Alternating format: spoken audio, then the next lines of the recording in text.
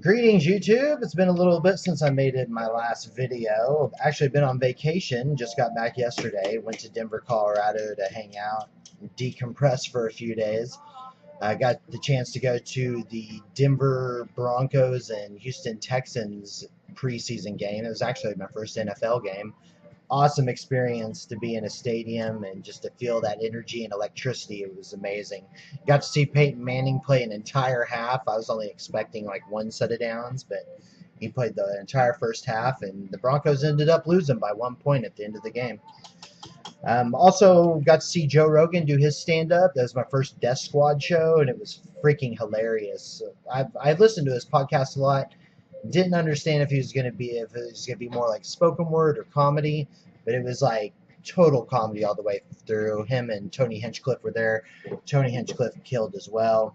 It was just an awesome event, awesome time I had all together. It was just I was there just for a few days, and it wasn't nearly long enough to do everything that I wanted to, but definitely plan to go back in the future. It's going to be awesome. It's just, Denver's not that far away from me, so definitely plan to take more trips there in the future. But I did have some cool stuff waiting for me once I got back, and that's what I want to show you today. A couple of TTM returns I got. I'm really stoked about the ones that I did get. More Allen and Ginter. I got 2 back from Michael Eisner, the CEO of the Disney Corporation. Cool enough that he took the time to sign this, Mr. Megabucks. I wonder how much that guy's worth. And also got back from this is the guy I wanted. Well, it's either between him and Snoop Dogg, and nobody seems to have an address for Snoop Dogg. But Anthony Bourdain actually signs TTM, and yes, that is his autograph. Not the prettiest autograph in the world, and that is certainly not a good-looking marker either. But signed regardless. I'm going to actually resubmit to him, and I'm going to include a marker just so I can get some pretty ones signed. Because that marker is beat to hell. But super stoked to have an autograph from Anthony Bourdain, because I totally envy that dude's life and wish I had it myself. Also, the last one was a return from the University of Alabama. I just sent a TTM with a card included. They just sent me this back. It looks like he went through and did the personalize and then the signature, and maybe the secretary or somebody wrote the inscription up top, because it looks like two totally different handwritings. But definitely signed. I compared this Nick Saban autograph to the other one I have, and they're pretty much spot on. So, second return, 8x10 from Nick Saban. Really wish I would have got the Ginter card back, but this is cool regardless. But yeah, roll tide, Nick Saban. Football season's this weekend. How freaking cool is that? It seems like it's been forever. Can't wait for it to start. But if you see my earlier videos from just a couple of weeks ago, I did go to a card show and I submitted some cards. They had a grading special where I could get the 10-day service for relatively cheap. So I went ahead and just graded some of the newer stuff that I picked up, and I pretty much smashed it. These are all 9.5s except 3 of them. 3 of them came out as a 9, and 1 of them came out as a 10. So this is definitely one of my strongest submissions yet. The eye is getting better for graded cards, so really happy to improve on that. But just to show you a few of the things I got back from the Panini Select, these inserts are just super sick in person. I don't think they're relatively worth much now, but just further down the road, I just think it's just a nasty looking card. Awesome set. Kobe 9.5. Prism Purples from Select 2013-14 basketball. Also, I pulled this Kevin Love, and since he just recently got traded, his name's been brought up a lot. Went ahead and got him graded, and boom, 9.5 on it as well. I think these are numbered to 99. Yeah, they're both numbered to 99. I have those available. Also broke some Bowman football, and this was one of the few 9s I got. I really thought this was one of the stronger looking cards of the two, but it looks like the corners brought it. The corners and the surface. There's something on the surface of it that brought it all the way down. But this is a Bishop Sankey BGS 910. Auto did get a 10, but It looks like something on the surface is what brought it down to an 8.5. Really wish I would have got a 9.5 on that one. I did get a 9.510 on this one, but it's non-numbered. This is just like the refractor autograph. But 9.510, boom. Also more refractor autographs. This one's Bradley Roby, 9.59.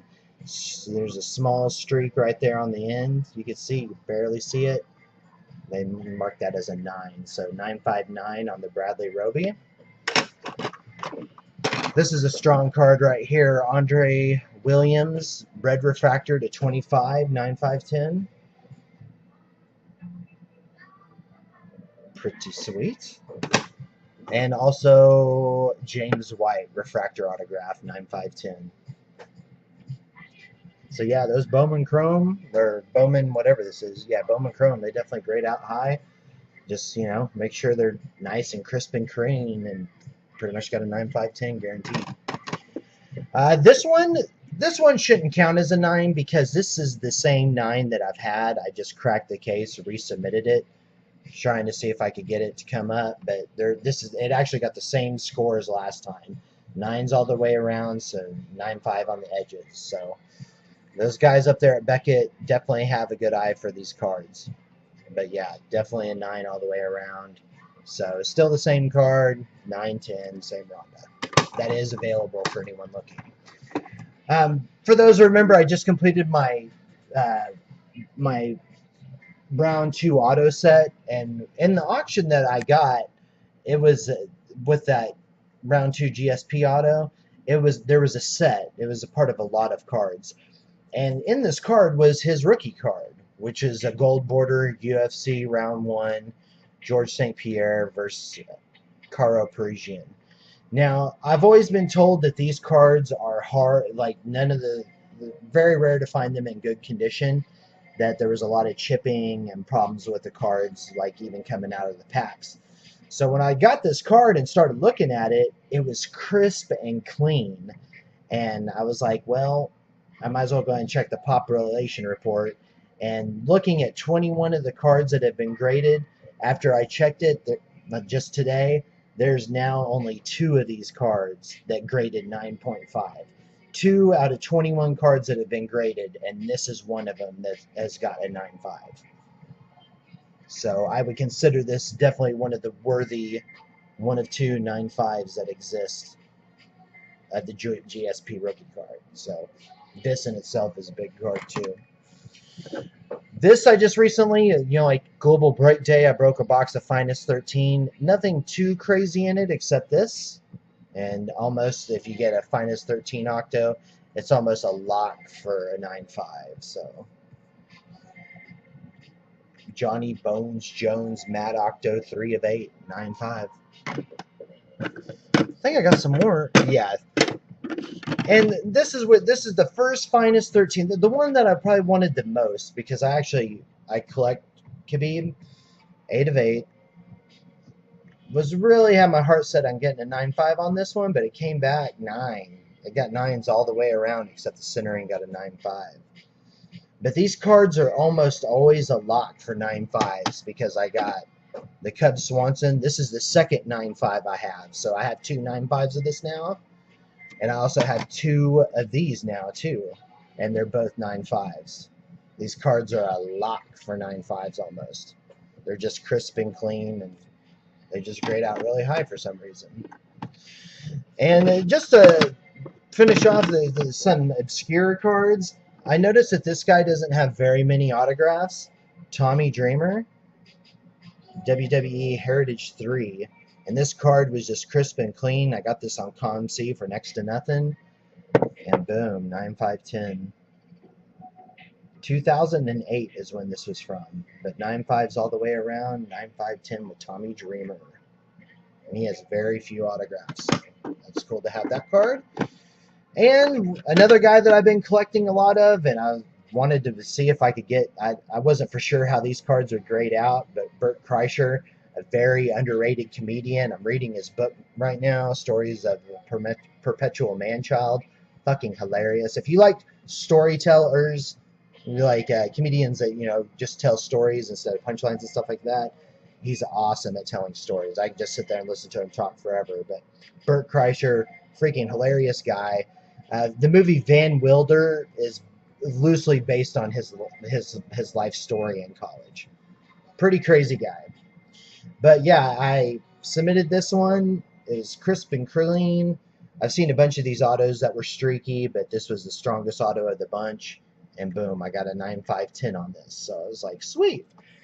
But the coup de grace is that when I saw this card pop up on eBay, it was number 1 of 10. I had to buy it, and I'm glad I bought it, and I'm even happier that I graded it, because this is the red ink Bert Kreischer, the Machine, red ink, 10 of 10. Absolutely, it doesn't get any better. Probably safe to say this might be the most worthy of the Bert Kreischer cards that came out. There's probably like a 1-of-1 printed base or something like that, but a 10-10 on a red ink auto, number 1 of 10, I really don't see it getting much better. That's locked up in the PC. Happy to have that to the collection.